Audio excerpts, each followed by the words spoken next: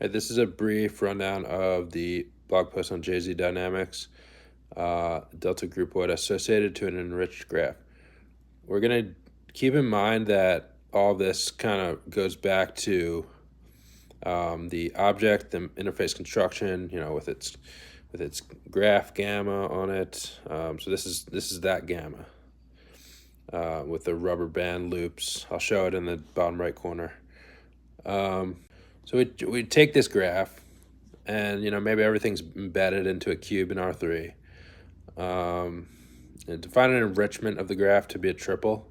I don't know if you can see that. So that's the enrichment, and it's a triple where phi is the coloring of the edge set into a certain set of colors.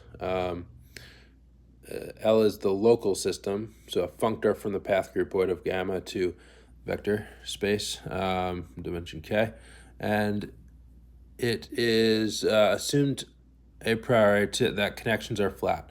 So the holonomy representation for the fundamental group of gamma to automorphism group of the local system is a holonomy representation.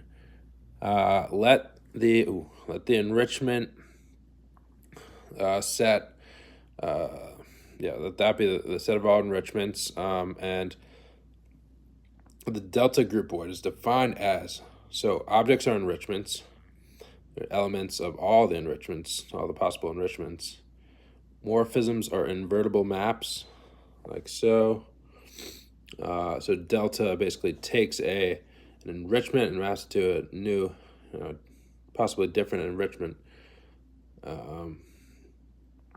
So the underlying graph gamma is fixed. Let's see, a higher zeta function is preserved.